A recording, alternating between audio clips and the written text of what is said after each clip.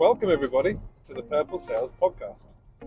My name's Luke and I'm going to be taking you on an audio journey through my sales musings of the last 2 decades of sales, partnerships, business development and everything in between.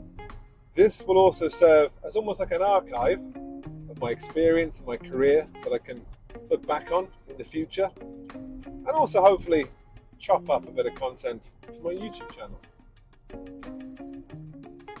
So I always talk about over 2 decades in sales. That's what I am. I'm a sales guy. I've done over 2 decades in sales. But when I actually look back and have a think about this, which is the point of this podcast, I realized that I actually started selling much earlier. So it's 2024 right now, March, end of March 2024. Not sure what date it is today. So that would have meant that I would have started selling in 2004. 2004, my main sales job while I was traveling Australia and all those fun places that we like to go to when we don't actually want to get a real job, was door-to-door sales. I was a door-to-door sales guy for Energy Australia in Sydney. And it was a fantastic way to really get to know the city, see all the different suburbs, all the different areas, meet tons of people. I absolutely loved it.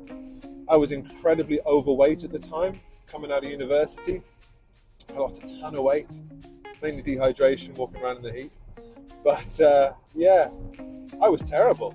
Like looking back, I was absolutely terrible at door-to-door sales. And no matter how much I stuck at it, just was no good.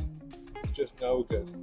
And of course I blamed, I got the worst patch and I didn't get the good leads. But in hindsight, I didn't actually know anything about sales. So that's 2004. I mean, 2003, 2002, I'm working in bars, working in restaurants. And of course, there's a bit of sales there.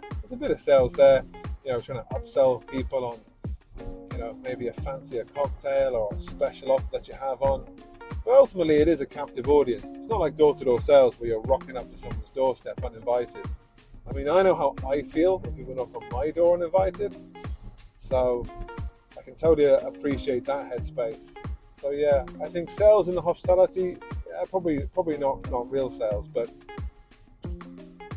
it also reminded me of a couple of years back when my mum passed away.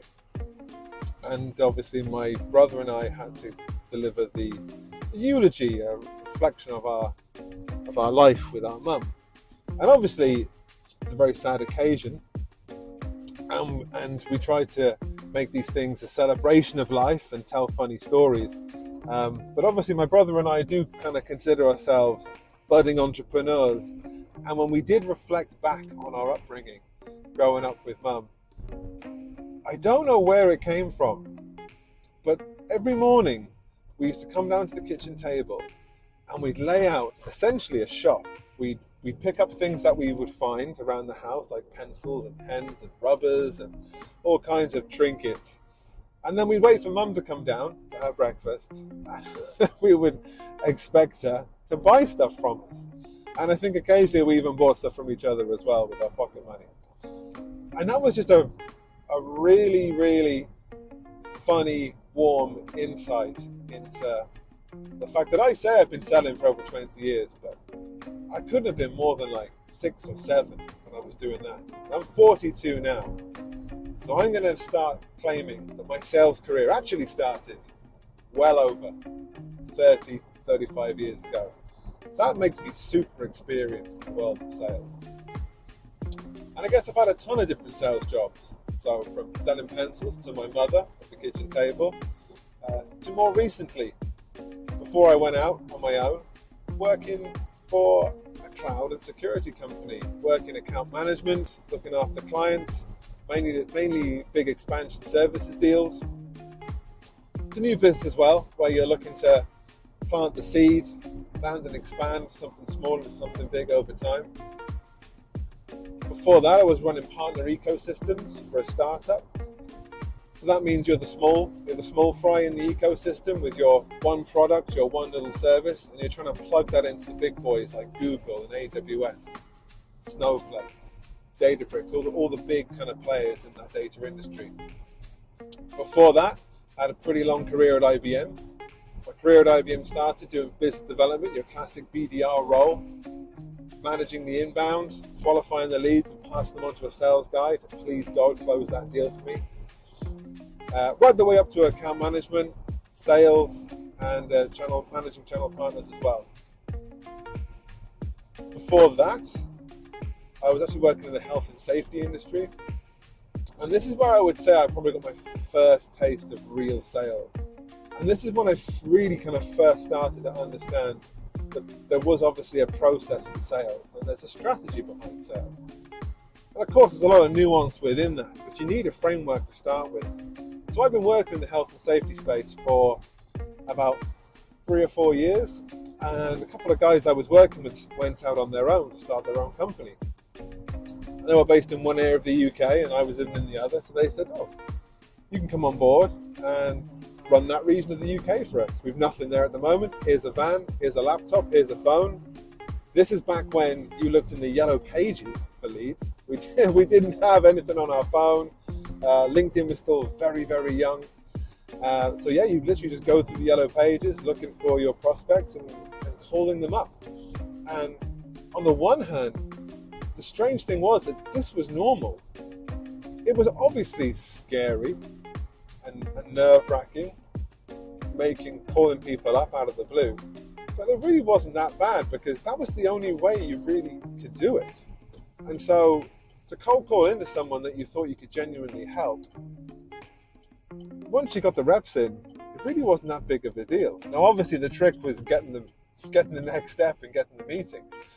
But it's funny how nowadays cold calling has such a bad rap when back in the day, it was the only way to do it. And I even remember after having some good conversations with prospects that I cold called, I might walk down the road and call into them and drop in a brochure and try and get that face-to-face meeting. And I wonder now if I rocked up in someone's office and just tried to give them something or sell them something, like, you can't even get into people's offices anymore with security and things like that. So it was a different time. And that was only, 20 years ago. Crazy stuff. But it was actually doing this job that I realized that I didn't really know what I was doing. And I didn't have much of a network because I was new to the region as well. So I joined a BNI group. And if you heard of BNI, it's like a business networking group. You meet for breakfast. And that's really where I first started to really, really cut my sales teeth and really understand, the deal qualification process, budgets, timescales. Every meeting, every breakfast meeting that you had to go around the room and do a 60-second pitch of something to do with your business. Just getting those reps in was invaluable. Absolutely loved it. And then when I moved to where I live now, I tried to carry it on a little bit, but culture's kind of a bit different. And the whole BNI thing is, you're there to help other people. I think the phrase was always give is gain. If you can give something, you'll get something. And where I live now, culture isn't so much like that. But like I said, I went from working from this health and safety startup. Back when being in a startup wasn't cool. I thought it was a cool experience and something I wanted to do. But at the time, it was just something to give it a go, see what happened. Now working for startups is super cool and trendy. But I went from the small fish then to that's when I first started the big IBM, and they had a global sales school training program. And at the time now, I think how old must I have been? I think I'm coming into my 30s now, working for IBM. And that was the first time I actually been on a structured sales course, where they broke down, all the different parts of the business development strategy and the sales cycles and all the acronyms that go with it. And there was a ton of role play, and I absolutely loved it. And it was funny sitting there, having been in sales for quite a while, thinking to myself, on the one hand, well, I don't think that's going to work in real life. And on the other hand, thinking, if if I'd only known that, I wouldn't have lost that deal. I wouldn't have lost that deal. So I guess what I'm trying to say is sales is always evolving. You always need to be learning. There's always a new product, a new service, a new industry, new client set, new culture. There's always something new to learn. Sales is fundamentally the same wherever you go, but there's a ton of nuance in between. And yeah, if I'd have known now what I had known back then, well, I'd probably be a millionaire sitting on a beach somewhere, sipping on a cocktail, not trying to record a podcast while I drive to my next meeting. But look, I think that's going to wrap it up for my first attempt at a podcast. I hope you enjoyed it. Please drop a review, give me some feedback, and tomorrow I will go again. Think of something else to talk about that'll hopefully deliver a little bit of value to your day. My name's Luke. This is the Purple Sales Podcast. Talk to you soon.